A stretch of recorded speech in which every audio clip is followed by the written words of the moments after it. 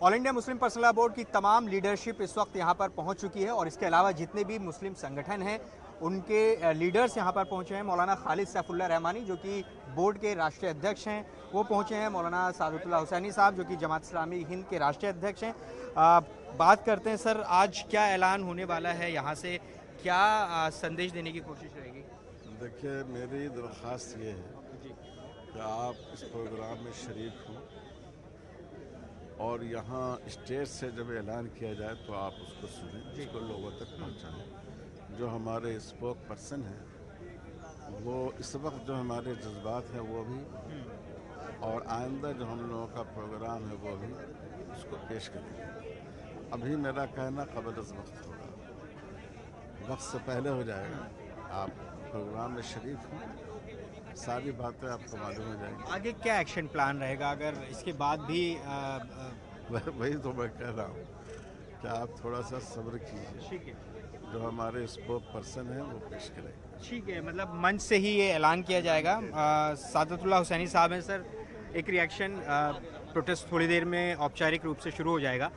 क्या आज मैसेज देने की कोशिश रहेगी, क्योंकि अलग अलग जगहों पर आप लगातार प्रोटेस्ट करते रहे हैं, चाहे विजयवाड़ा में हो, अलग अलग राज्यों में हो, तो आज दिल्ली में संसद से महज कुछ ही मीटर की दूरी पर ये प्रोटेस्ट चल रहा है, कितना बड़ा इसका मैसेज है? नहीं, यहाँ तो लोग आए हैं और एहतजाज होगा। उस जो मैसेज दिया जाएगा इंशाल्लाह उसकी तफसील अभी आपके सामने आएगी फौरी। तो स्टेज से जो कुछ मैसेज आएगा आप उसको रिकॉर्ड कीजिए, उसको कम्युनिकेट कीजिए।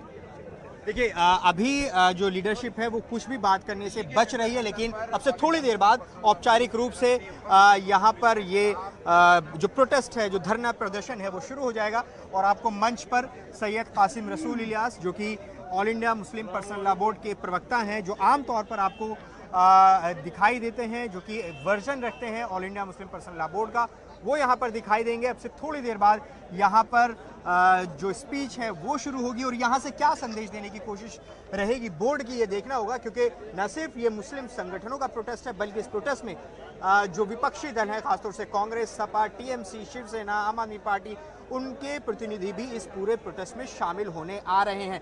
पार्लियामेंट सेशन भी चल रहा है और ये संभावना है कि इस सत्र में जो वक्फ संशोधन बिल है उसको पास कराने की कोशिश सरकार कर सकती है। लिहाजा एक इस प्रोटेस्ट के जरिए अपना विरोध दर्ज कराने की कोशिश all India Muslim personal law board कर रहा है। एक बार तस्वीरों में आपको दिखाएंगे किस तरह से प्लेकार्ड्स यहाँ पर लेकर जो प्रदर्शनकारी हैं वो पहुंचे हैं। आप देखेंगे, सेव वक्फ, सेव कॉन्स्टिट्यूशन, वक्फ से छेड़छाड़, संविधान से छेड़छाड़। आप ये देखिए, अभी यहाँ पर जो लोग हैं जुट ही रहे हैं। पश्चिम यूपी, दिल्ली और हरियाणा, अलग अलग जगहों से लोग यहाँ पर जुटे हैं। तो सबसे अहम बात कि क्या यहाँ पर आज ऐलान किया जाएगा all India Muslim personal law board की तरफ से। आज दिल्ली में प्रोटेस्ट हो रहा है, यहाँ से क्या आगे की तरफ और जो प्रोटेस्ट है उसकी एक सीरीज देश भर में देखने को मिलेगी, इस पर नजर रहेगी। और क्या राजनीतिक दल जो यहाँ पर आ रहे हैं, जो उनके नुमाइंदे यहाँ पर पहुंचेंगे, वो किस तरह से समर्थन इस वक्फ संशोधन बिल के खिलाफ जो पार्टीज इस वक्त हैं वो क्या बात कहती है, ये देखना होगा। कैमरा पर्सन दिनेश नागर के साथ जावेद मंसूरी, न्यूज़ 18 इंडिया दिल्ली। वक्फ संशोधन बिल के खिलाफ आज दिल्ली के जंतर मंतर पर बड़ा चेक ठीक है।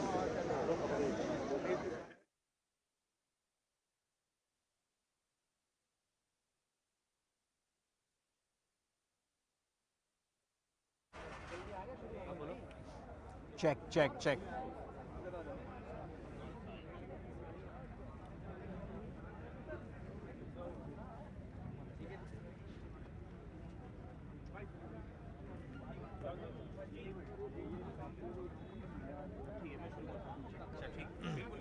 नहीं, वहीं पे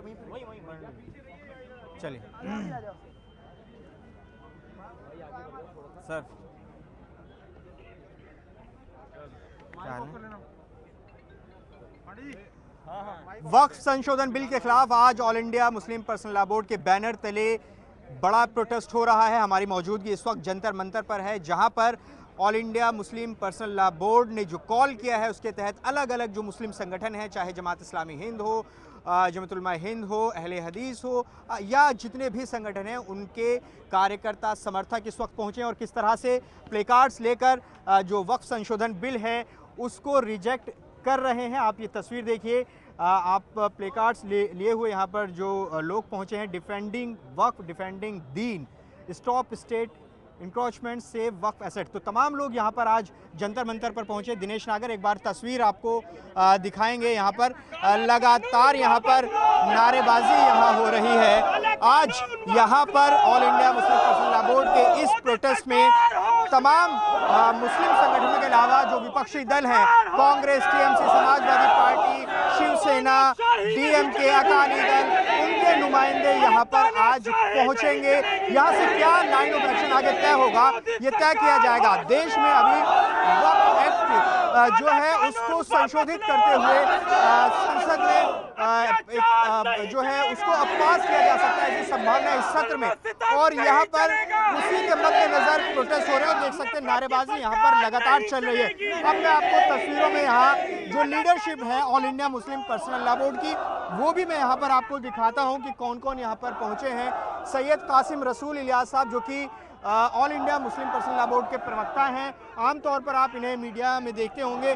मौलाना खालिद सैफुल्लाह रहमानी जो कि राष्ट्रीय अध्यक्ष हैं, एक बार सर से रिएक्शन लेते हैं। सर देखिए यहाँ पर तमाम लोग हैं और जो तमाम संगठन हैं वो यहाँ पर मौजूद हैं। मोहम्मद अदीब साहब यहाँ पर नज़र आ रहे हैं जो कि पूर्व सांसद हैं। इसके अलावा जमीयत उलमा हिंद के जो प्रतिनिधि हैं वो यहाँ पर पहुँचे हैं।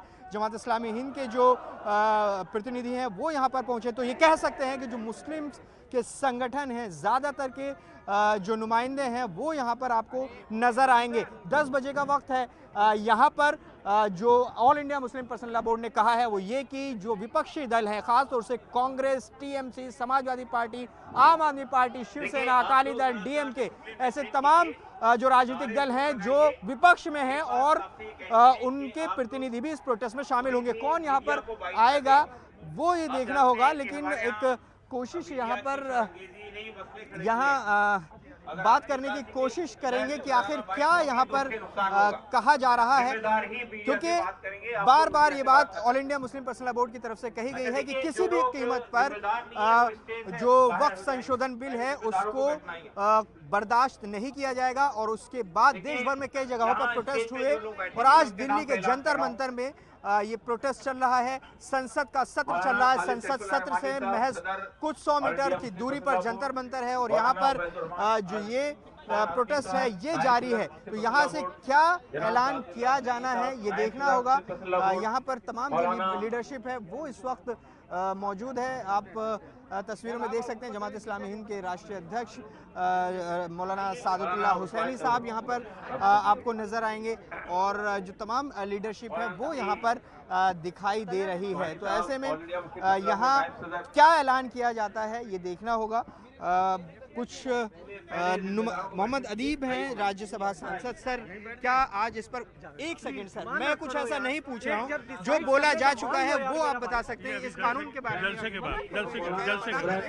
ठीक है अभी ये तय किया गया है कि अभी मीडिया से बात नहीं करनी है। अब से थोड़ी देर बाद औपचारिक रूप से ये प्रोटेस्ट शुरू होगा और उसके बाद ये ऐलान किया जाएगा कौन बात करने के लिए अधिकृत होंगे, उसके बाद ही बात करेंगे। लेकिन आप यहाँ पर मंच देख सकते हैं, तमाम जो लीडर्स हैं all India Muslim personal law board के वो तमाम लोग लगभग यहाँ पर पहुँच चुके हैं। यहाँ जो अब से थोड़ी देर में औपचारिक रूप से ये पूरा प्रोटेस्ट जो है शुरू हो जाएगा। एक बार तस्वीर दिनेश नागर आपको दिखाएंगे यहाँ पर, मेरे वीडियो जर्नलिस्ट, किस तरह से भीड़ यहाँ पर इस वक्त जुटी है। पश्चिमी यूपी, हरियाणा, दिल्ली और आसपास के इलाकों से लोग यहाँ पर पहुंचे हैं। लगातार एक बड़ा कैंपेन जो है वो all India Muslim personal law board लगातार चला रहा था इस पूरे मामले को लेकर, इस वक्फ संशोधन बिल को लेकर। अलग अलग राजनीतिक दलों से मुलाकात की, जेपीसी का गठन हुआ, जेपीसी में अपनी बात कही गई, जेपीसी को सुझाव भेजे गए। All India Muslim personal law board ने 3 करोड़ से ज़्यादा जो सुझाव थे वो जेपीसी को भेजे हैं, ये दावा बोर्ड ने किया है। इसके अलावा अलग अलग लोगों ने अलग अलग संगठनों की तरफ से ये भेजे गए हैं। तो यहाँ पर आप देखिए किस तरह से जो बैनर हैं वो लेकर यहाँ पर पहुँचे हैं, प्रोटेस्ट अगेंस्ट वक्फ बिल, ये आप विजुअल्स में देख सकते हैं। तो यहाँ तस्वीर नज़र आ रही है और यहाँ पर अब से थोड़ी देर बाद ये प्रोटेस्ट शुरू हो जाएगा। कहाँ से आए आप? हाँ जी, कहाँ से आए आप? हम हापुड़ से आए। क्या कहना चाहेंगे आप?